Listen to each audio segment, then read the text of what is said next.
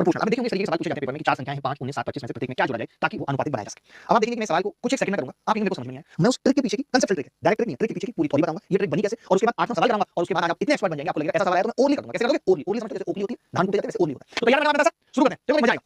आपको कैसे बनी है थोड़ा बताओ। जैसे संख्या लिखी हुई है 5, 19, 7 और 25। सबसे बड़ी होती है, मैं कोई कांसेप्चुअल ट्रिक सिखाता हूं, मेरी कोशिश होती है कम से कम लिखना पड़े। आप बताइएगा अभी कि आपने इससे पहले इन सब चीजों के प्रूफ जाने थे, आप ये जानते थे या नहीं जानते थे, कमेंट करके जरूर बताइए, ठीक है? कुछ भी नहीं है, बहुत सिंपल है। आपको क्या करना है, मिस्टर ओन राग आप देखिए 7 में से आपने 5 को घटाया, कितना आ गया जी? 2 रेशियो। आपने 25 में से 19 को घटाया, कितना आ गया जी? 6। 2 अनुपात 6 आ गया। मतलब आपको कुछ नहीं करना, आपको कुछ करना ही नहीं है। देखो क्या करना है, आपने देखा कि 5 और 19 का जो अनुपात जिसको हमें कह रहा है समानुपात बनाने की, वो 5 19 में कितने का गैप है? तो आप कहेंगे जी 14 का गैप है। 14 का, तो ये 14 का गैप मुझे यहां बनाना है। तो आपने पहले मैं रेशियो को सॉल्व कर लेता हूं। ये रेशियो है 1 और 3 का। तो गैप कितने का? आपने कहा 2 का। मैंने बनाना तो 14 का है, तो आपने 14 से गुणा कर लो। 14 और 14 दिया 42। अब कोई आपका बच्चा बता सकता है, कौन सा बच्चा बता सकता है? कोई मैंने सही किया, मैंने कुछ गलत नहीं किया। 7 में से 5 गए, 2 बचा। 25 में से 19 गए 6, 1 अनुपात 3, ये 2 है, तो यहां पे आएगा 7 या 21। 14 बनाना था हमें, 5 और 19 का गैप कितना है? 14, तो 7 से गुणा करनी थी, तो ये होगा 7 और 7 या 21, ये होगा 14 बनाना था, 7 से गुणा करनी थी। अब आप देख के बता सकते हो कि 5 में क्या जोड़ेंगे 7 बन जाए तो आपने कहा 2, आपका मन है 19 में क्या जोड़ेंगे 21 बन जाए तो 2, तो 2 सवाल का उत्तर।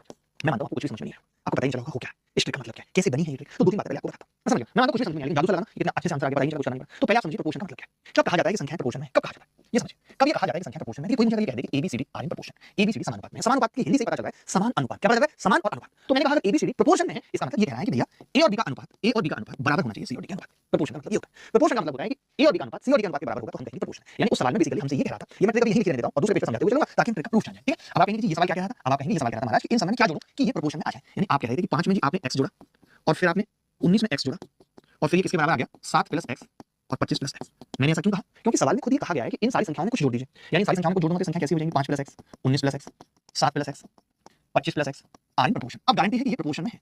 अब गारंटी है कि ये प्रोपोर्शन में है। ये यही कह रहा है कि अगर मैं इसमें x जोड़ दूं तो ये प्रोपोर्शन में आ जाए। अब ये x मुझे निकालना अब बड़ा मुश्किल होता है, आप गुणा करेंगे x स्क्वायर, फिर काट पीट छांट करेंगे, मुश्किल हो जाएगी। फिर आपने प्रोपोर्शन की प्रॉपर्टी पढ़ी होगी, कितने लोगों ने पढ़ी है कि अगर कोई ये कह रहा है कि a / b बराबर है c / d के, अगर कोई ये कह रहा है कि a / b बराबर है c / d के, तो ये बराबर होगा इन दोनों के सम के, यानी a + c / b + d के, या फिर इनके अंतर के बराबर होगा। कितने लोग जानते हैं? जो लोग नहीं जानते वो आज सीख लेंगे। मैं एग्जांपल भी बता देता हूं। आपने कहा कि 1/2 बराबर है 2/4 के, है ये तो जानते हैं, 2 से गुणा किया। रेशियो की प्रॉपर्टी होती है कि आप रेशियो को ऊपर नीचे किसी भी सेम संख्या से गुणा करो तो रेशियो नहीं बदलता। हमने गुणा कर लिया 2 से। तो अब मैं आपको दिखा रहा हूं, जो बात मैंने बताई है ऊपर उसको प्रूफ करके दिखा रहा हूं। अगर आप इन दोनों को जोड़ना 1 और 2 कितना होगा 3, 2 और 4 को जोड़ने कितना होगा 6, तो ये कितना आ गया जी 1/2 आ गया। आप घटा लीजिए, 2 में से 1 घटा लीजिए कितना होगा 1, अब 4 में से 2 घटा लीजिए कितना होगा 2, यानी आ गया सेम। यानी ये प्रॉपर्टी रेशियो की आपने पढ़ी है कि अगर दो रेशियो इक्वल है, प्रोपोर्शन है, तो ये बराबर होगा इसके सम के भी और अंतर के भी बराबर होगा। ये बात तो आपने जान ली। अब फिर वापस उसी सवाल पे आते हैं, कैसे कनेक्ट कर रहा हूं, तभी तो आप प्रूफ समझ पाएंगे इस ट्रिक का। अब आप देखिए मैंने ये कहा कि भाई ये दोनों रेशियो बराबर है तो फिर इनका अंतर भी बराबर होगा। नहीं, मैंने इसमें से इसको घटाया तो आपने कहा x से x कट जाएगा, 7 में से 5 जाएंगे कितना बचेगा 2, बचेगा नहीं, आपने कहा बचेगा 2। मैंने कहा x से x कट जाएगा, 25 में से जाएंगे कितना बचेगा 6, आपने कहा कि ये 1/3 आ गया, ये 1/3 आ गया। अब आसान हो गया, मुझे ये पता चल गया कि ये बराबर किसके है 1/3 के। अब आप बताइए अगर ये रेशियो आपस में बराबर है तो इनका गैप बराबर कर लिया जाए तो बात बन जाएगी। तो मैंने देखा कि नीचे वाले में से ऊपर वाला घटा रहा हूं तो 14 आ रहा है, x से x कट जा रहा है, तो हमने इसको 7 से गुणा कर लिया ताकि ये सेम आ जाए, तो 7/21 आ गया। तो 14 है नहीं गया। अब बड़ा आसान है, आपको पता चल गया कि ये रेशियो बेसिकली 7/21 के बराबर है। 14 के केस में अंतर 14 है, तो देखते ही पता लगा कि x कितना है 2, x कितना है 2, तभी तो 7/21 आएगा। यही वो ट्रिक थी। मैं 6-7 सवाल कराऊंगा, आपको याद हो जाएगी कि ट्रिक बनी कैसे है, क्यों बनी है ये ट्रिक। अब देखो मैंने क्या किया था, मैंने कुछ नहीं किया। मैंने कहा कि 7 में से 5 और 25 में से 19 घटाओ तो ओवरऑल घटा सकते हो, 2 6 और 1 3 सीधे लिख सकते हो।